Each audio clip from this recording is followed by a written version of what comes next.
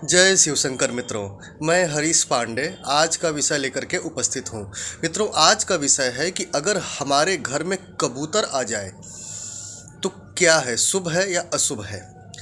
मित्रों, मैं आज इस प्रश्न के साथ साथ और कई प्रश्नों का उत्तर दूंगा, जैसे कि कबूतर स्वप्न में आ जाए तो शुभ है या अशुभ है, या फिर कबूतर को पालना शुभ है या अशुभ है, कबूतर को दाना खिलाना उचित है या अनुचित है। इस प्रकार के कई सवालों का आज मैं जवाब दूंगा, क्योंकि बहुधा लोग अपने घर में कबूतरों को पालते हैं। बहुत से लोग कबूतरों को जा कर के दाना भी डालते हैं।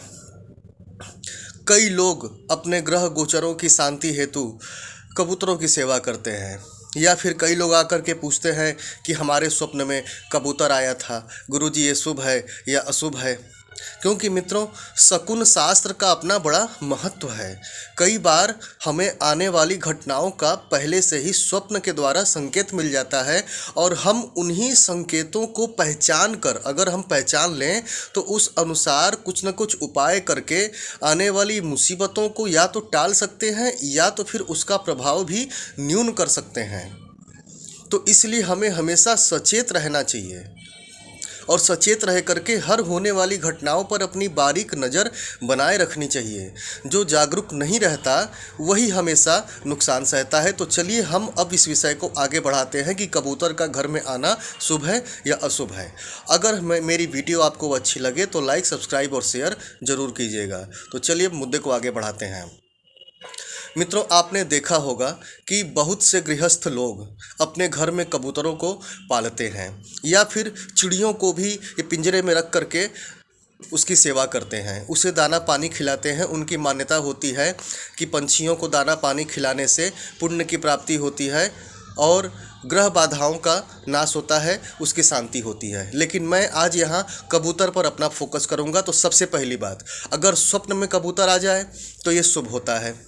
अगर स्वप्न में आपके कबूतर आ जाए तो इसका मतलब ये है कि आपके कोई काम बनने वाले हैं, आपकी कोई योजना सफल होने वाली है, या फिर आपका भूला बिछड़ा मित्र आपसे मिलने वाला है। ठीक है। दूसरी बात कि अगर आप रोज कबूतरों को दाना खिलाते हैं तो मित्रों, राहु, केतु, शनि, इन तीनों के कुप्रभावों की शांति होती है। तो आप प्रतिदिन कोशिश कीजिए कि कबूतरों को दाना खिलाइए और पानी पिलाइए। इससे आपको महान अक्षय फल की प्राप्ति होगी। और इतना ही नहीं, कबूतर तो दाना तो कबूतर खा रहा है, लेकिन वहीं दूसरी तरफ आपके पितर भी तृप्त होंगे। इससे इतना बड़ा फ़ायदा है। तो अगर आप पितृदोष के भी शिकार हैं तो भी आप कबूतरों को प्रतिदिन दाना खिलाइए। अब आते हैं मूल मुद्दे पर कि कबूतर का घर में आ जाना कैसा है, शुभ है या अशुभ है। तो मित्रों, मैं एक बात आपको बतला दूं, इसका सटीक उत्तर दे रहा हूं मैं, गौर से सुनिएगा।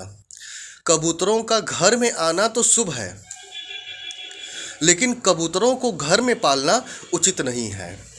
क्यों? क्योंकि अगर आप कबूतर को घर में पालते हैं या कबूतर घर में आपके कहीं घोंसला बनाकर रहने लगता है तो इससे दरिद्रता बढ़ेगी। किंतु वहीं यदि अगर कबूतर कहीं बाहर से आ जाए, घर में आ जाए और कुछ देर यहाँ वहाँ मंडराए छत पर, और फिर वो चला जाए, क्योंकि छत तो राहु का प्रतीक होता है, और कबूतर आएगा तो छत पे ही आएगा या बरामदे पे आएगा। बरामदा बुध का प्रतीक होता है। तो इन दोनों जगहों पर आकर कुछ देर मंडराए और चला जाए तो ये शुभ है। इसका मतलब ये है कि बहुत जल्द, कम समय में आप बहुत बड़ी उन्नति प्राप्त करने वाले हैं, आप बहुत बड़ी उपलब्धि प्राप्त करने वाले हैं। ठीक है। तो ऐसी स्थिति में आप अगर हो सके तो कबूतर को कुछ दाना पानी खिला दीजिए, और भी ज़्यादा वो शुभ लक्षण बढ़ जाएंगे। ठीक है। किंतु घर में कबूतरों को पालकर नहीं रखना चाहिए, इससे हमेशा ये पनौती ही लगी रहती है।